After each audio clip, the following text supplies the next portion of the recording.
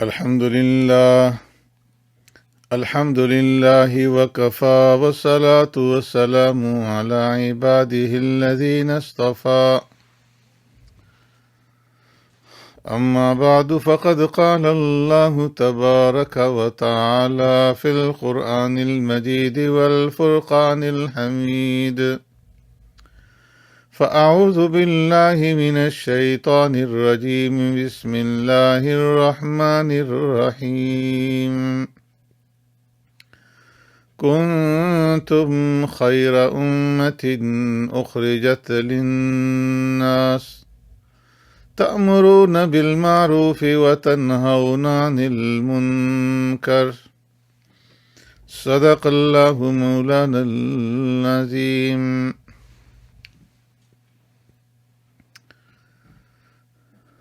میرے معزز سامعین و ناظرین، اسلام کے ابتدائی 600 سال تک دنیا میں مسلمانوں سے زیادہ تعلیم یافتہ اور مسلمانوں سے زیادہ سمجھدار، حکمت اور دانائی رکھنے والی اور طاقت اور اثر رکھنے والی کوئی دوسری قوم نہیں تھی۔ دنیا میں مسلمانوں کا مقام سب سے بلند تھا اور مسلمانوں کو دیکھ دیکھ کر کے دنیا ان کے اوپر رشک کرتی تھی۔ لیکن آپ جانتے ہیں کہ اللہ تبارک و تعالی نے شیطان کو اس بات کا موقع دیا ہے کہ انسان کو بہکائے، ورغلائے اور غفلت کے اندر مبتلا کرے، اس کے ذہن کو الجھا دے تاکہ دنیا میں اچھائی کی کمی ہو جائے، اچھے کاموں کی کمی ہو جائے اور برائی کا غلبہ ہو۔ پیارے پیغمبر صلی اللہ علیہ وسلم نے دنیا سے رخصت ہونے سے پہلے لوگوں کو اصلاح اور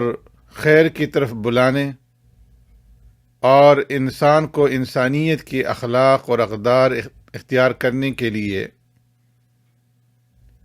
کوشش کرنے کی ذمہ داری اپنی امت پر ڈالی، اور اللہ تبارک و تعالی نے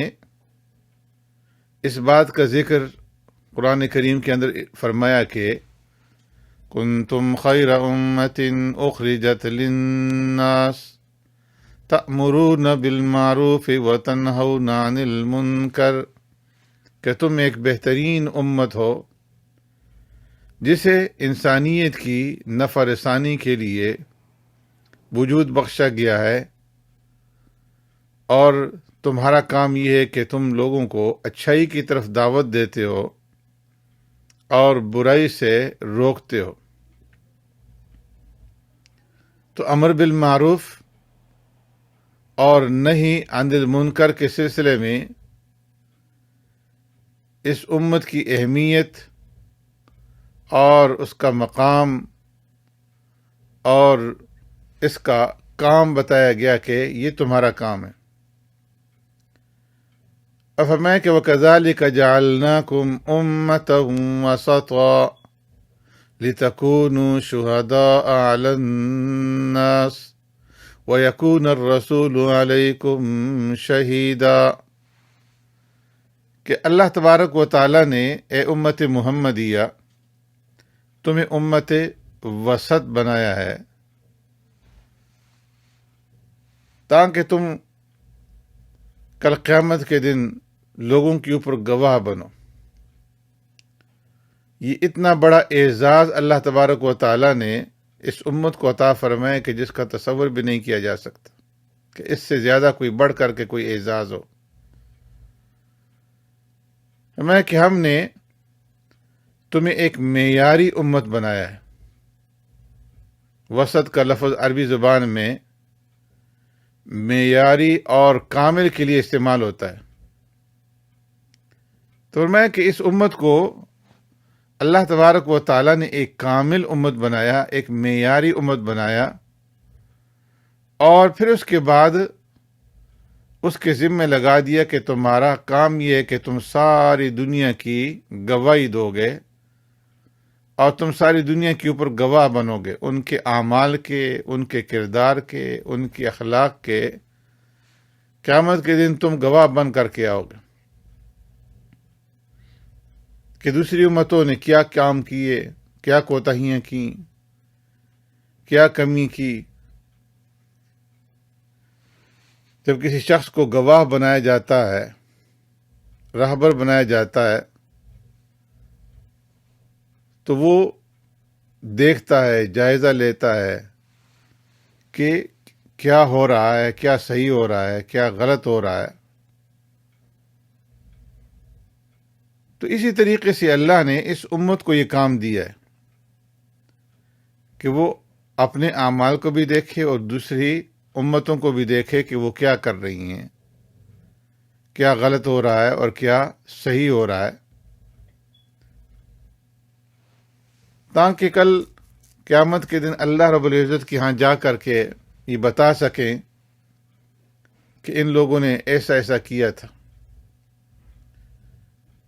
یہ کمیاں تھیں، یہ کوتاہیاں تھیں، انہوں نے زمین کے اندر یہ فساد پھیلایا۔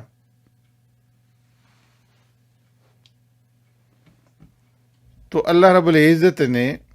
اس امت کو گواہ بنایا،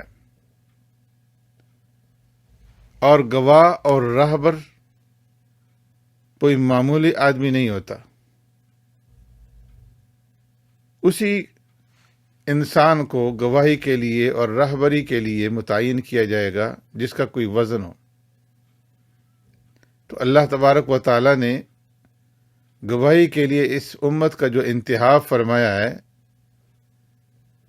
یہ امت سارے انسانوں کی رہبری اور گواہی کا کام کرے گی۔ تو اس لیے یہ مقام عطا فرمایا کہ یہ آقا نامدار سرور کائنات رحمت دو عالم صلی اللہ علیہ وسلم کی امت ہے، آخری امت ہے، اور اس امت کا مرتبہ اور مقام ہے، اس کا وزن ہے اللہ رب العزت کے یہاں۔ اب اگر یہ امت اپنے اس کام کو پورا نہیں کرے گی، دوسری قوموں کو دعوت نہیں دے گی، دوسری قوموں کو واقف نہیں کروائے گی، اور ان کو حق اور ناحق کا فرق نہیں بتلائے گی، تو پھر کس طریقے سے اپنے اس امتیازی مقام کو، اپنے امتیازی شان کو یہ قائم رکھ سکے گی اللہ تبارک و تعالیٰ کے سامنے؟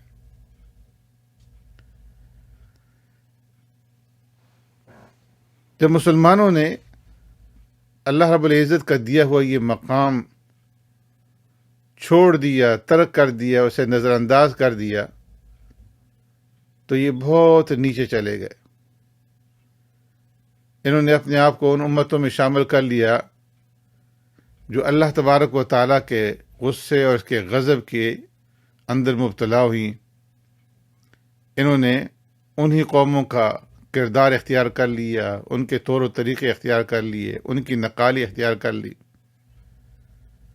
تو جب انہوں نے اپنے اصل کام کو چھوڑا اور غیروں کی نقالی اور غیروں کے طریقوں کو اختیار کیا، تو اللہ رب العزت کی رحمت سے بھی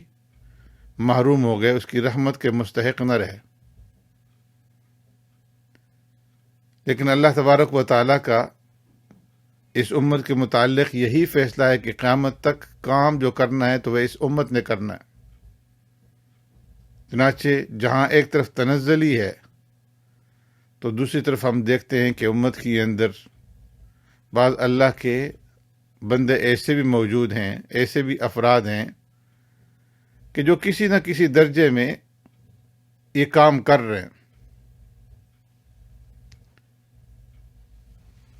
اس لیے کہ اگر بالکل یہ کام ختم ہو جاتا تو اللہ تبارک و تعالیٰ اس امت کو ختم کر دیتے۔ اس لیے کہ اللہ رب العزت صاف فرماتے ہیں کہ اگر تم یہ کام نہیں کرو گے تو ہم تمہارے محتاج نہیں ہیں، ہم تمہاری جگہ کسی دوسروں کو لے آئیں گے اور یہ کام دوسروں کے سپرد کر دیں گے۔ تو اللہ تبارک و تعالیٰ نے قیامت تک کے لیے اس امت کو یہ کام دیا ہے، اور جو تھوڑا بہت یہ کام دنیا کے اندر ہو رہا ہے تو اسی کی وجہ سے یہ امت بچی ہوئی ہے۔ لیکن الحمدللہ آج دنیا کے اندر ٹھوکریں لگنے کے بعد بہت سارے ایسے افراد بھی آپ کو ملیں گے جن کو اپنی ذمہ داری کا احساس ہونے لگا ہے، اور وہ اپنے کام کی طرف لوٹ رہے ہیں، رجوع ہو رہے ہیں، جس سے بہت بڑی امید کی جا سکتی ہے۔ اسلام کی طرف دعوت دینا، اسلام کی طرف بلانا، اسلام سے واقف کرانے کا کام جو دنیا کے اندر ہو رہا ہے،